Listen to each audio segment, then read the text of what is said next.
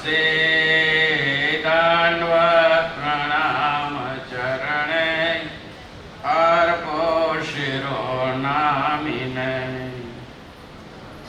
भक्तो ने शरणागते लय करे सेवा नमो ते मने साक्षात् कृष्णयनादि संत मूर्ति रक्षा करो ते मने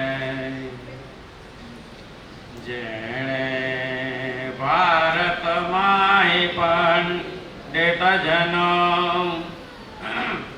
विद्या वडे जीतिया विश्व निज शास्त्र ग्रंथन वडे विद्वत जनो बोधिया दिव्य ज्ञान समर्पि भूमि जनने भक्ति वडे तारिया आप से परमेश्वर ने हृदय धरो ब्रह्म हृदय धारिया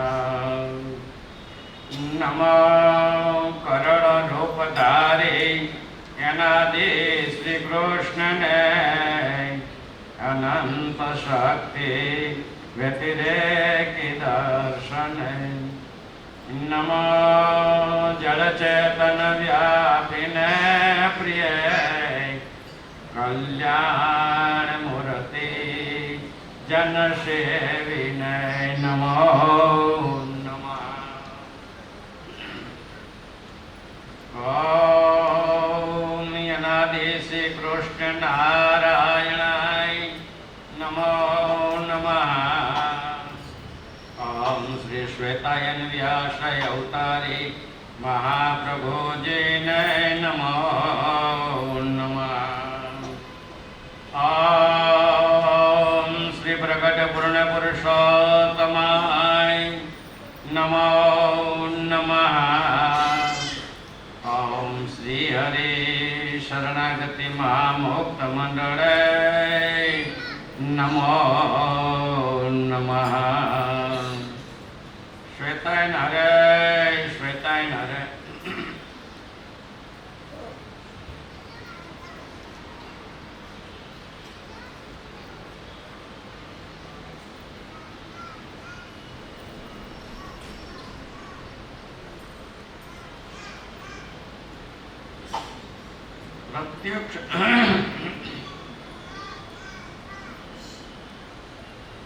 प्रत्यक्ष भगवान दर्शन भजन सेवा एवा करवा के भूलियाय भूलाय नहीं अने ते विना बीजो गमे ते विना बीजो गमे नहीं एवी स्थिति थाय त्यारे जाणवुं जे हवे मारू ब्रह्मपणो साचो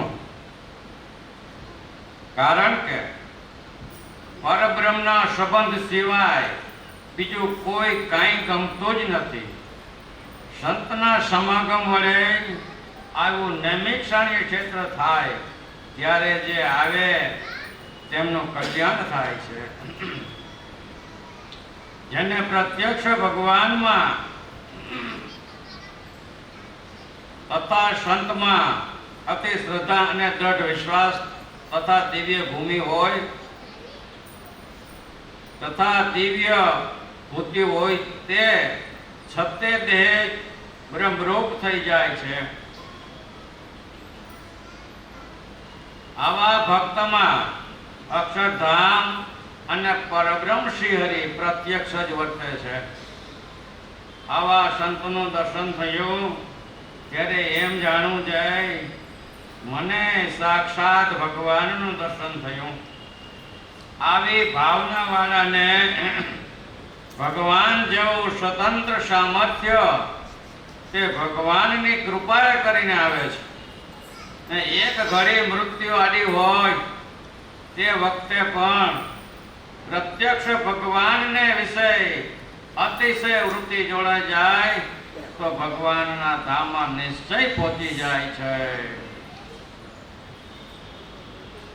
પ્રત્યક્ષ ભગવાન અને સંત જે વડે રાજી થાય તેનું નામ ભક્તિ, તેનું નામ ધર્મ, તેનું જ નામ જ્ઞાન, તેનું જ નામ વૈરાગ્ય, તેનું જ નામ વ્રત, તપ, નિયમ, યોગ, યજ્ઞ, દાન, પુણ્ય, તે બધોય તેના રાજીપાના સાધનમાં આવી ગયું. માટે તેની રુચિ ઓળખીને અનુવૃત્તિ પાડીને રાજી કરી લેવા. તેનો રાજીપો તો અણધાર્યો છે. લાખો વર્ષો તપ કરીએ રાજી ન થાય, પણ હેતનો ચીંટોળિયો ગાલે ભરે ને રાજી થઈ જાય. રંગે રમાડે અને રાજી થઈ જાય. આંખો કાજળ આંજે અને રાજી થઈ જાય. સુગંધી વાયુ ફૂલ હાર પહેરાવો અને રાજી થઈ જાય. ઝીણી એવી સેવા તેલ ચાકરીથી રાજી થઈ જાય. રાજી થાય તો વિના સાધન સાધ્યે અક્ષરધામમાં લઈ જાય. આપણા દેહના સ્વભાવને તથા ઇન્દ્રિયોના વલણને તથા અંતકરણના વેગને શ્રી હરિમાં હોમવા. સર્વ ક્રિયા શ્રી હરિમાં હોમવી. જમવો ત્યારે શ્રી હરિનું મુખને આપણા મુખ સામે એક કરી મહારાજે મુખ ઉગાડ્યું અને મેં તેમાં કોળિયો નોલ્યો અને મહારાજે ગળે ઉતાર્યો. એમ કરવું તે મહારાજને જમાડ્યા કહેવાય. એ રીતે જળ પાયું એમ પ્રત્યક્ષ ભગવાનની મૂર્તિ ધારીને પોતામાં તેની ક્રિયા લેવી. એવી રીતે ભગવાનનો સંબંધ તે દિવ્ય સંબંધ થઈ ગયો કહેવાય. આમ ભગવાનને ભેગા રાખવા અને લાડ લડાવવા. મહારાજ કી આજે અખિલ ભૂમૂલ્ય સંપ્રદાયનું જે જ્ઞાન છે એ શાશ્વત સ્થિતિ આપી દે એવું જ્ઞાન છે. આકરું તો જરૂર પડે, પણ જો આ વાત જે મુદ્દો છે એ સમજાઈ જાય તો મહારાજ કે એ પછી કઈ બીજા સાધનની જરૂર પડતી નથી. ભગવાનને બીજું કઈ ગમતું નથી. કે ભગવાનને હેત અને પ્રેમ, જો હેત અને પ્રેમ ન હોય તો મહારાજ કે એ બધું થોડુંક નિયમતા ગણે. પણ ભગવાન કે અમારે કાંઈ જોતું નથી. એ ખાલી હેતનો ચીટીઓ ભરે ને સ્નેહનો વાત કરે ને એટલામાં તો રાજી થઈ જાય. ઘણા બધા લખાણો છે એમાં કે રાવણે આખો કૈલાસ ધૂણાયો, કૈલાસ પણ રાજી નથી શંકર પરમાત્મા. પણ પાર્વતીજીએ હસતા હસતા જૈન શંકરના ખોરામાં બેસી ગયા એટલામાં તો કે રાજી થઈ ગઈ. સ્નેહની રીત શાસ્ત્રમાં એવી બતાવી છે કે સ્નેહને સમાન નાવે કોઈ સ્નેહને સમાન. આવા ભગવાન રાજી થયા. તો આપણે બીજું કાંઈ ભગવાન અને સત્પુરુષો દેવું નથી, પણ સ્નેહ હોય. આપણા બાળકો આપણે સ્નેહ હોય. બાળક ન જમતું હોય તો પાછળ દોડીને પણ એને જમાડી એના મુખમાં આપણે ખવડાવી એની પાછળ લલોપતો કરતા હોય. આમાં લખ્યું છે મહારાજે કે માતા પોતાના બાળકનું જેટલું જતન કરે છે એના કરતા એનું અડધાનો અડધું પણ જો અમારું જતન કરશે તો અમે આ મૂર્તિ જે લાલજીની તમને આપી છે એમાંથી તમારી સ્વીકાર, તમારો સ્નેહ ને તમારી ભક્તિ સ્વીકારી ને અતિશય તમારી ઉપર અમે રાજી થઈ જઈશું.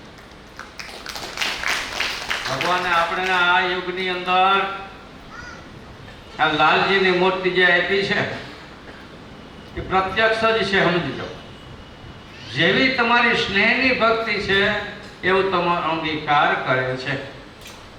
પણ સ્નેહ વિના નથી થતો. તો ભગવાનને અને સત્પુરુષોને એનો સ્નેહ કે ખાલી કોઈ ફૂલનો હાર કરાવે તો એટલામાં રાજી થઈ જાય, કોઈ અલ્પ સેવા જાણી એવી સેવા કરી જાય, એને આપણે આજે 7 દિવસ ત્યાં ઘણા બધા રાજીપાના ફળોની વાત થઈ છે.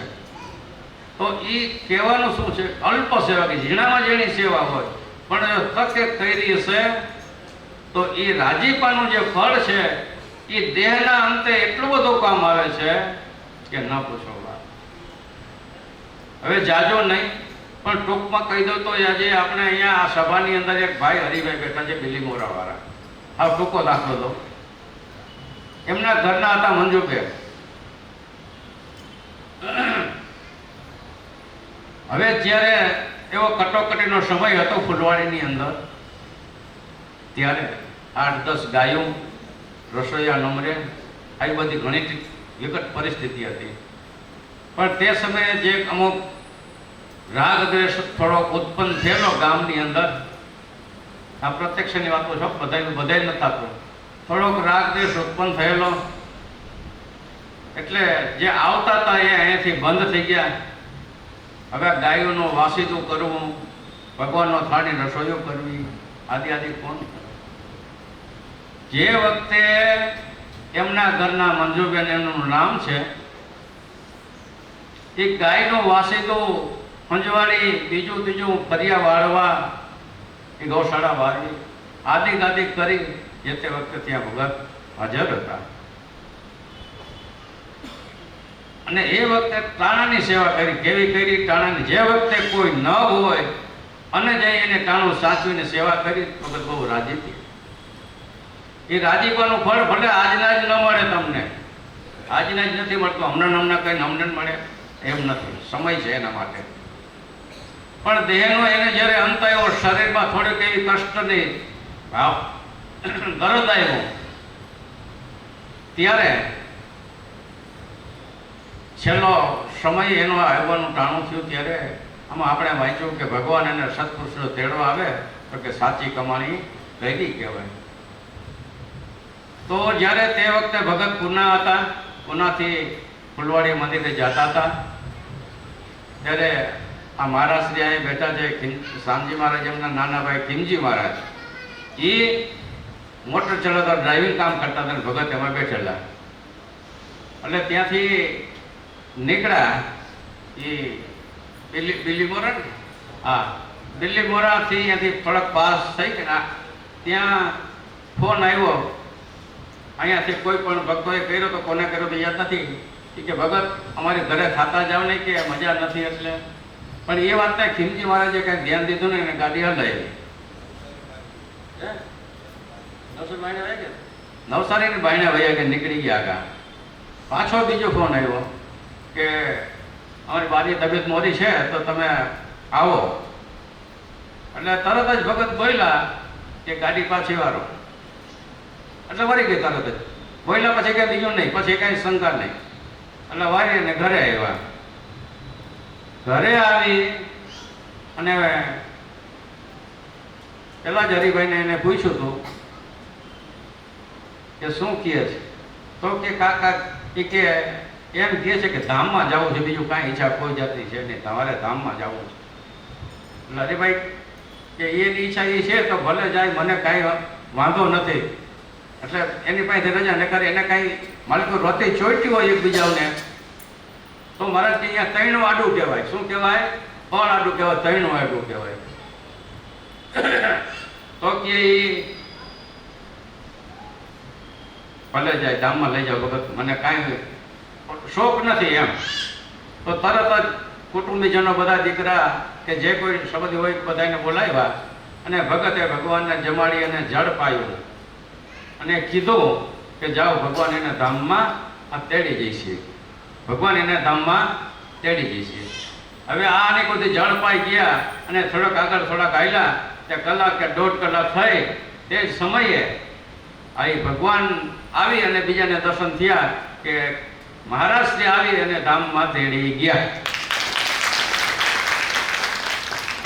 કહેવાનો બધો શાસ્ત્રમાં આમાં એ આવ્યું કે તખે રાજી કર્યા હોય તો મોટા અભ્યોદયને પામી જાય છે. કે અત્યારે ત્યાં ન ખબર પડે, વચમાં ઘણા બીજા વિઘ્નોય આવતા હોય એ સેવા કર્યા પછી, પણ જે ઠાણોનો સમય એટલે કયો સમય, મારે કે અંત સમયનો સમય, ત્યારે ભગવાન અને સંત જો તેડવા ન આવે તો કમાણી કઈ કરી. એટલા માટે કે છે ટાણાની અને સમયની સેવા કરી લેવી. અલ્પ